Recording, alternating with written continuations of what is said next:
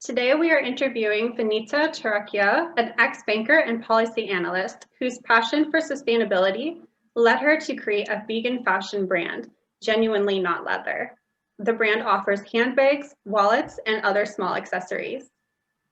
They support PETA as a PETA business friend, and they support One Tree Planted. So for every purchase, one tree is planted. And their products are mailed and using compostable mailers. So Vinita is joining us today from Hong Kong. We're very excited to have Vinita here today to interview her. So let's get started. Hi, Vikki. Thank you so much for the opportunity. Excellent. We're so happy to have you here. So can you tell us a bit about your journey moving from banking into the world of vegan fashion? Yes, absolutely. It was early, a few years earlier, I started reading about climate change intermittently, and the more I read, the more convinced I was that our consumption patterns are directly affecting this whole issue of climate change.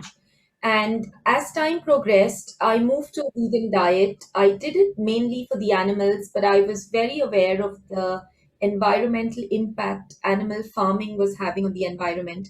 And at about the same time, in my place of work, I began leading on modern slavery policy. And I think that was the moment when um, I became very aware of the malpractices prevalent in the fast fashion industry. They were just so unacceptable that I felt I really need to do something to make a change here. I grew up in India. I was very aware of the way small factories work. But when you see things happening around you, it just doesn't register as much as it does when you look at it from outside. So when I had this perspective, I decided I need to do something that brings these values together, that is fair to the environment, to the animals, and to the people. And that's from where the idea of creating genuinely not leather was born. I incorporated the company in March 2019 and launched the brand about a year later in March 2020.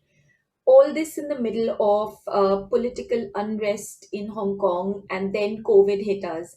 So it's been a very, very steep learning curve, and it continues to be, but I am enjoying every moment of it. Excellent. That's so exciting. Thank you. So our next question would be, what Yeah. textiles do you use and why? So Vicky, when I looked around, when I was looking around for vegan bags and fashion accessories, for my personal consumption, I found that most of the options available in the market use something called polyurethane, which is often referred to as fake leather or vegan leather. And polyurethane comes from crude oil, which in itself is a finite resource, and the process of extracting the oil and making polyurethane out of it is not very environmentally friendly. So when I decided to start this brand, I was very clear that I needed to work with fabrics or textiles that are relatively environmentally friendly as compared to polyurethane. So polyurethane is a much better alternative than leather. Various studies have shown that the carbon footprint of polyurethane is about one third that of leather. So it's a brilliant alternative. But what I wanted to do is go a step further. And that's when I met with this wonderful manufacturer from Thailand, a native Thai manufacturer who converts dried teak leaves into a leather like fabric and then uses it to make bags and fashion accessories. And the fabric is so beautiful because each leaf um, leaves a unique print on the fabric. So it's not the print, it's the actual leaf with the veins of the leaf that can be seen on the bag. And each leaf absorbs the dye differently. So no two bags are alike. And I immediately decided that I want to use this fabric in making my bags. And that's how I worked with this manufacturer in Thailand to make bags using this fabric that's made out of dried teak leaves. What's also very, very beautiful about this fabric is 70% of the fabric is dried teak leaves. The rest is, of course, the fabric backing and the glue that's used to put the to make it flexible. But 70% is actually dried teak leaves. So I think that's really, really amazing. The other fabric I work with is cork. Now, there are a lot of why I love this fabric is because it actually increases the lifespan of the oak tree. If I can go a little bit deeper into how the fabric is made, so cork is made by harvesting the bark of oak trees are over 25 years old. When the bark is harvested, these oak trees actually absorb more carbon dioxide from the air. So it's beneficial to the environment. It increases the lifespan of the oak tree. And all of our cork fabric, every cork fabric has to have a fabric backing. We use water-based polyurethane rather than regular polyurethane because, again, it's more environmentally friendly. We line our bags using fabric that's made from recycled plastic bottles. All of the plastic bottles that would go into landfill are actually taken, converted into that we can use, that we use to line our bags. So yeah, we are very excited about being able to use these kind of innovative fabrics within our current collection. We do hope to innovate further, to work with various other alternatives available there: apple skin leather, cactus leather. So I'm in the process of exploring the use of these fabrics to make these bags. But yeah, we will continue to use fabrics that are relatively more sustainable and environmentally friendly in the future as well. That's amazing. Thank you for explaining that. Yeah, because there is a big misconception. A lot of people think that real leather is actually better than polyurethane. And it's not that polyurethane is the answer, like plastic is not the answer, but like real leather is just that bad that it's, much worse than polyurethane. But you're taking it many more steps further because we must do better and we can do better and you are doing better. And there's so many fun, interesting alternatives to leather these days. So it's so interesting to see you come up with so many products with so many different solutions. So when we were talking about things a couple weeks ago, I was really excited to hear about how you recently spoke to some design students in Hong Kong. And you were talking to them, encouraging them to use vegan fabrics in their final design products. So I was wondering, because this is such a great idea to plant seeds of positive change in the future, can you tell us a bit about how you went about this? And do you have any advice for people that would like to do the same? Absolutely. No, Vikki, I think I do not wish to call it a problem, but one of the sort of strange things, if I may say, about the climate policies being made today, I think they are being made by people who might not be present when the effects of climate change are seen. So there is no immediate need for these people to take action, to work with urgency, because I don't know how much it's going to affect them. The next generation, Gen Z as they call it, and the millennials, they are the ones I think who are going to live to see the effects of climate change. And they're the ones who need to be involved the most in the action that we need to take today to prevent what's going to happen tomorrow or to reduce the impact of what is going to happen tomorrow. And when I thought of this in the context of my business, I was really clear that I need to work with students, with designers, to get them to use vegan fabric in their work.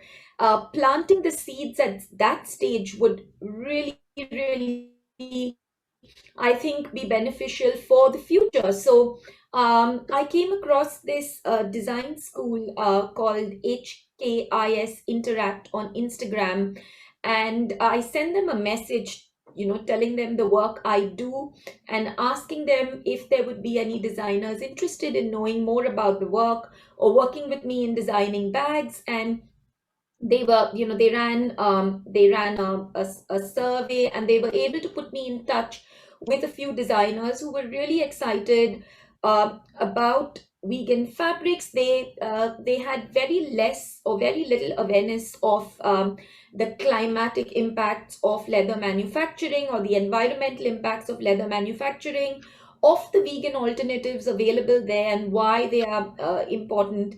So I've spent I spent some time explaining to them this, and I'm really happy that one of them got in touch with me to say that she wanted to use vegan fabrics in her final project. Now, I don't stock fabrics with me, but I was able to help her with fabric swatches and with samples that I had um, at home, and she was working on a tight timeline. But I'm really, really excited to see what she creates with them, because the only way, I think one of the best ways to take this message forward is to work with these designers who are the future and who will be able to spread this message to the generation that it would matter the most to. So I do plan now. I'm really encouraged by the response I've had to this little exercise, and I do plan to write to design schools formally in Hong Kong,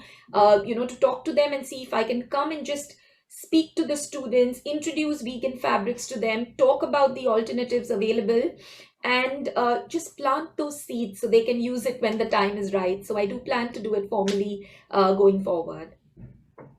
That's such an excellent idea. And I think you're such a great speaker and they could learn so much from you, and, in a really fun way. I think that's so great to, have some fun aspect to it to learning more about vegan fashion. So if someone's thinking about becoming a designer or starting a brand or selling clothes in any capacity, how can they make sure that the people that are making the clothes are treated fairly? So with GNL, Vicky, there were two things I did. One was I tried to speak, if possible, to the owner of the workshop or the manufacturing partner I was working with. I think it might be hard for people to get certifications or align themselves to the goals of an external party, but the intent of why a workshop is set up is very important. And I did that by talking to this manufacturer in Thailand, by meeting the person who owns and runs the workshop, and by visiting the workshop myself. So because I'm based in Asia, it was very easy for me pre-COVID to visit the workshop in Thailand, actually see how the workers are making the bags, see it in action, satisfy myself that they're being treated fairly. I couldn't speak to the workers as much because of a language barrier. Most of them spoke Thai, but most of them are employed from rural villages around Chiang Mai, and that really raises the employment opportunities and standard of living of that region. And I found that the values of this workshop really align with GNL's own, and that's how I decided to work with them. So if there is an opportunity to visit the factory, I think that is the best to do. But if not, then yes, one needs to rely on the expertise of third party certification providers. So the workshop I work with in Dongguan, China, my manufacturing partner there, is a member of the Amphori BSCI Alliance, which is a fair trade alliance that rates practices of manufacturers on social accountability. They conduct an audit, and this is conducted by an independent third party on a yearly basis. And yeah, because of the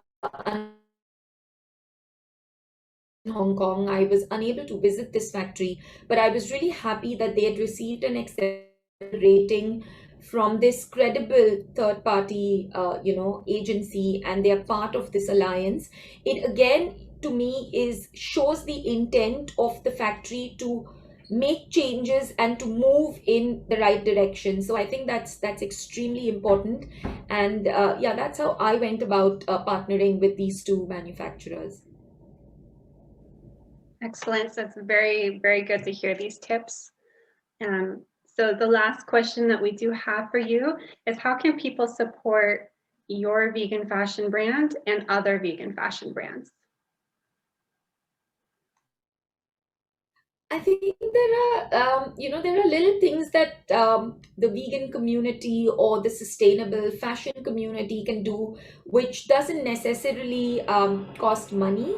Um, Following on Instagram, liking posts, sharing posts, subscribing to newsletters, just giving a shout out, so those that are interested within your network know that such a brand exists and can buy from the brands if they're interested.